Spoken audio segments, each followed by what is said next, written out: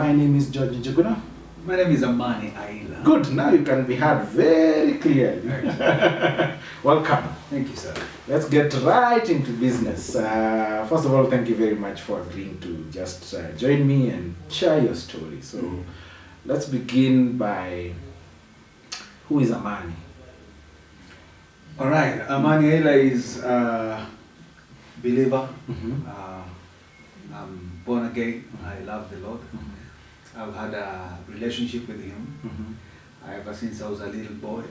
I used to be attracted so much by the gospel, and many times I would rush to the front of the church just to be prayed for. Every time the preachers would call for people who wanted to give their lives to Christ, I would really run.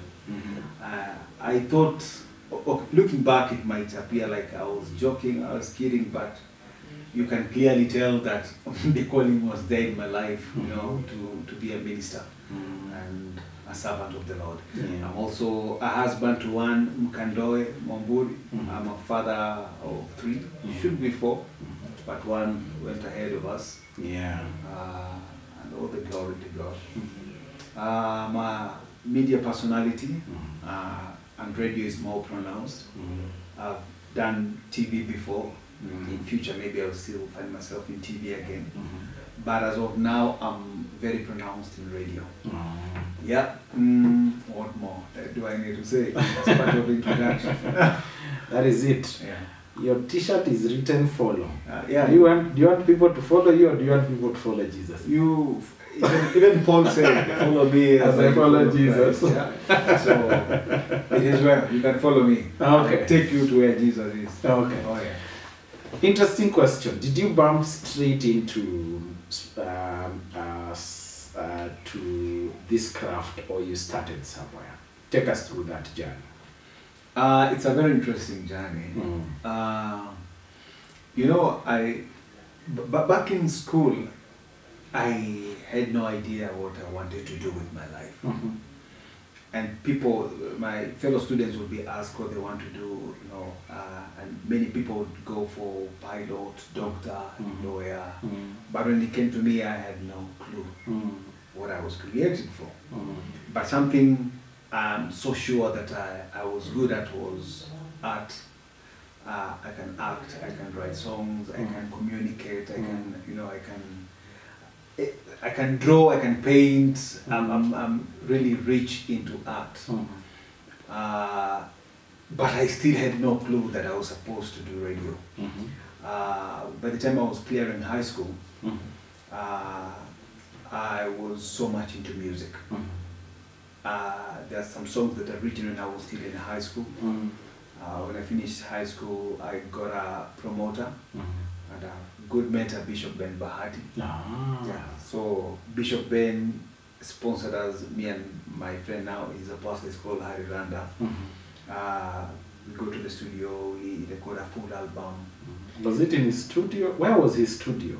He was based in Eldoret. And I just cleared Kakamega High School because I was in Kakamega High School. So meeting and interaction was, you know, was frequent. So he got to see how we sing, how we perform, how we minister, and he offered us a chance to record in studio. It was not his studio, it was someone else's studio. By then he had not started his own. Because I remember before he died, he had his own studio. So he used to pay for us and just go and do our thing. And slowly, you know, we found ourselves in radio. But even before that, I've told you I was good at anything to do with art. But even with art, the side hustling, I was also selling mandazi, you know, I was a hawker, I would sell, you know, combs, brush for manicure, pedicure, you know, tools to do with salon. That's kind of my hustle. I don't want to borrow people money, so I'd rather get my own money to do my own stuff. And this guy, after high school, I never went back home. I cleared high school. I took my mattress and took to my house room. I did not go back to my parents' place. That was up in Kakamega, or Kakamega County then, or Kakamega County, there, Okay. Ushago, Okay. there, yeah. So I didn't go back.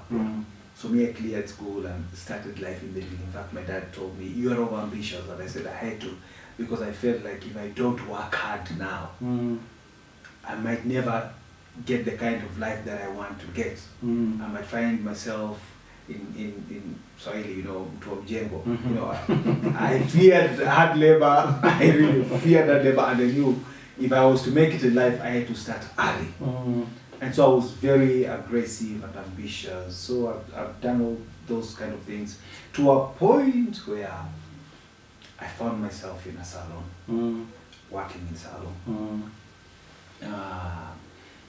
But also I want to say the importance of your surroundings, because by the time I was clearing high school, most of my friends were musicians, one, and then the person that I was really looking up to in those days was a hairdresser and a musician. His name was Richard Biekwaso. He's from Uganda.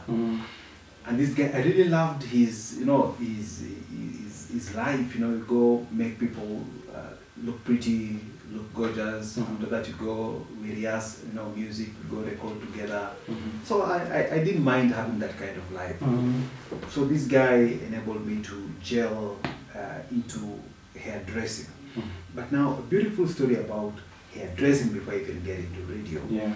There's a time I got into cyber. My friend was working in cyber, and I was given a desktop, and I'll find myself generating beats, because I was also a rapper. So I'll generate beats. You're a rapper? Yeah. But then, before even singing, I was rapping. Oh yeah. Okay. Yeah. So there were some ladies, some clients who had walked into that cyber, and they had me rapping, on top of the beats, and they were like mesmerized, and they gathered their courage and they approached me and they asked me, would you please teach us how to rap? And I asked them, so what exactly do you do for life? And they told me they're hairdressers and beauticians. I said, good. Why don't you first teach me how to make hair?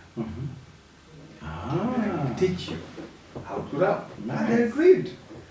And they took me to their salon. Now, but in Mombasa now, that is in Mombasa, we have Muslims, the ladies cannot allow to be touched by men, even being seen by men. So they send me to the owner of that salon. They advised me that that lady could help. If she says yes, you can train from here, why not? So I went to the lady. I told the lady my intentions with her salon, and she said, no, instead of going to learn from there, why not go to apologize? I said, I don't have money. And she said, you know what, go to this college, took a paper, wrote some stuff there. When you get there, tell her that I'm going to pay for you. I want you to start schooling there. And I went, and guess what, this is a stranger, a Muslim. I'm a believer, but she didn't care. She paid for me. And that's how I started training my hairdressing. I was very good at styling. Anything to do with creativity and art, I excel in it. I do not struggle. I have a question. Relating to your wife. Yes. Do you make her hair?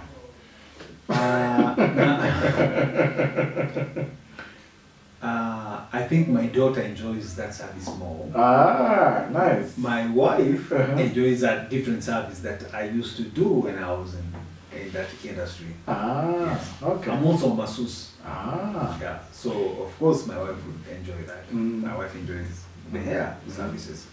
Yeah. So I schooled there and gradually started getting into the market. We were very few men hairdressers. The money was good at that time.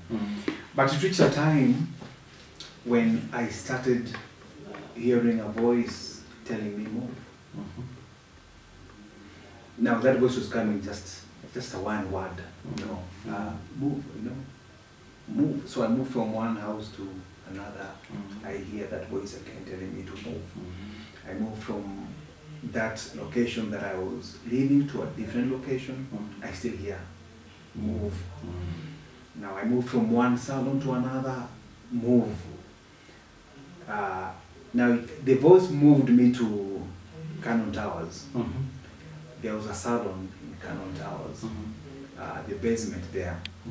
It was called Salon Smiles, and I went to look for work there. I was not too sure why I'm being told to move, but I said, I'm doing this by faith, so I got a job there. Now it was very strategic because on the 8th floor of that building is Baraka FM. So me, I'm working at the basement, Baraka FM is on the 8th floor. Now I've released some music there. People have happened to listen to my music. My name is somehow growing by then. So many a times I would interact with presenters. They would come to the salon that I was working in and we would interact, I would make their hair.